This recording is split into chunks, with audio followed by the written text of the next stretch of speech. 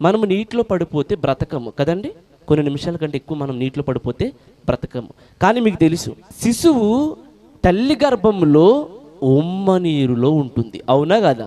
శిశువు తల్లి గర్భంలో ఎక్కడ ఉంటుందండి? ఉమ్మ నీటిలో ఉంటుంది. మరి మనము నీళ్ళని చూసి మనం భయపడుతాం కదా, మనకు నీళ్ళు అంటేనే మనకు భయం కదా. మరి ఆ శిశువు ఆ ఉమ్మ నీరులో అన్ని నెలల పాటు ఎలా ఉంటుంది అంటే, దేవుని యొక్క కృప. నమ్మితే ఒకసారి అందరూ దేవునికి స్తోత్రం చెప్తాం.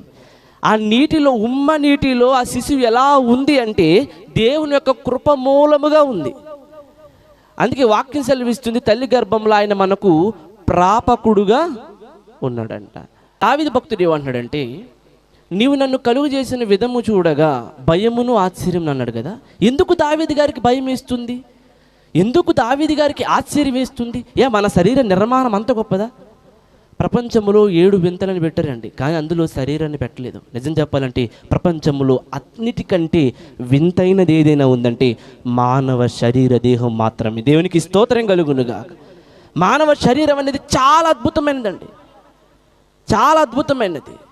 అసలు అలాంటి మరో అద్భుతము ప్రపంచంలోని ఎక్కడా లేదు. ఏంటంటే అంత అద్భుతాలు ఏమున్నాయండి, అంత అద్భుతాలు ఏమున్నాయి మానవ శరీరంలో? ఎందుకు దావీదుడు, రాజైన దావీదు ఎందుకు అంత ఆశ్చర్యపడిపోతున్నాడు? అయ్యా, నువ్వు నన్ను తయారు చేసిన విధం చూస్తే నాకు భయం వేసేస్తుంది, నువ్వు నన్ను తయారు చేసిన విధం చూస్తుంటే నాకు ఆశ్చర్యం వేసేస్తుంది అని ఎందుకు దావీదు గారు ఆశ్చర్యపడిపోతున్నాడు చెప్పనా?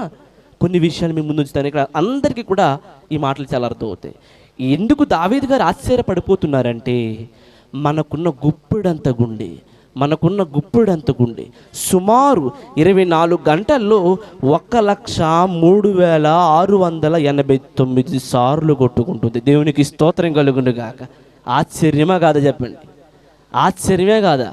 మన గుండె సుమారు 1,03,689 సార్లు కొట్టుకుంటుంది 24 గంటల సమయంలో. మరి ఆ గుండె కొట్టుకోవడానికి కారణం మనమా, మన దేవుడా? చెప్పాలి. ఎంతోమంది గుండె లాగిపోతేనే కదా ఈరోజు నా గుండె, మీ గుండె, మనందరి గుండె అలా సమయానుగుణంగా, కాలానుగుణంగా అలా కొట్టుకుంటుందంటే కారణం ఎవరో తెలుసా? దేవుడు. ఇంకో విషయం చెప్పమంటారా? మన శరీరంలో రక్తం ఉంటుంది కదా, కొంతమందికి 7 పాయింట్స్, కొంతమందికి 12 పాయింట్స్ అలా ఉంటుంది. అయితే ప్రతిరోజు మన శరీరములో ఉన్న రక్తము ప్రయాణించే ఆ ప్రయాణం ఎంతో తెలుసా? సుమారు 12 కిలోమీటర్లు. దేవునికి స్తోత్రం కలుగును గాక. తల నుండి అరికాలకు, అరికాల నుండి తలకు, ఇలా సుమారు ఒక 24 గంటల సమయంలో ఎన్ని కిలోమీటర్లు మన రక్తం పనిచేస్తుందో తెలుసా? దాన్ని రక్త సరఫరా అంటారు.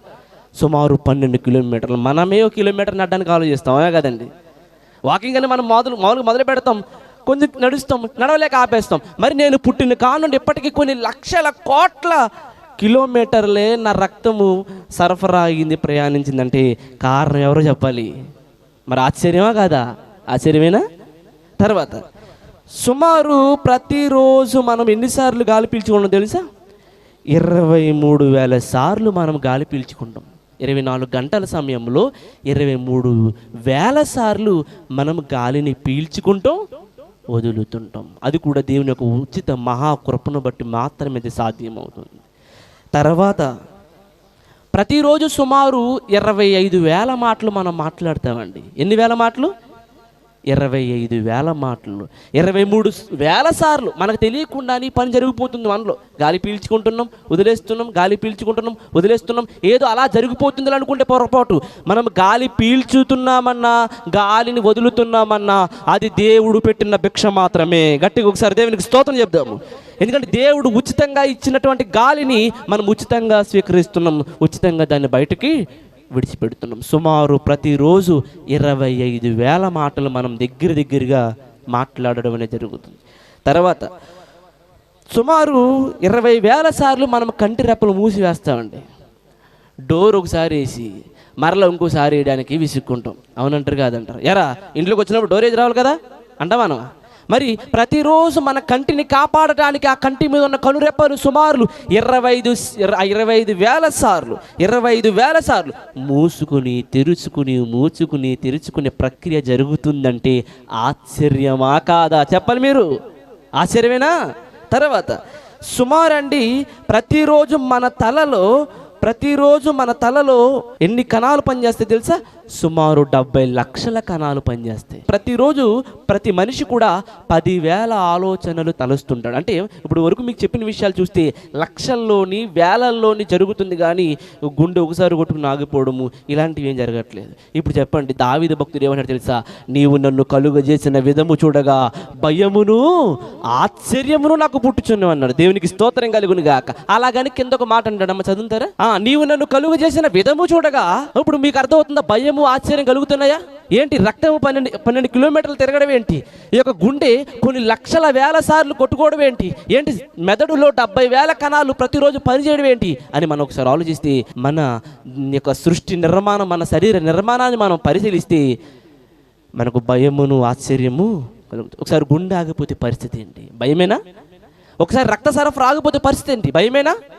అక్కడ దావీదు గారి మాటకి కరెక్ట్గా సరిపోయింది. తర్వాత ఏమన్నాడంటే, అందును బట్టి నేను నీకు కృతజ్ఞతాస్తుతులు చెల్లించుచున్నాను. దేవునికి స్తోత్రం కలుగును గాక.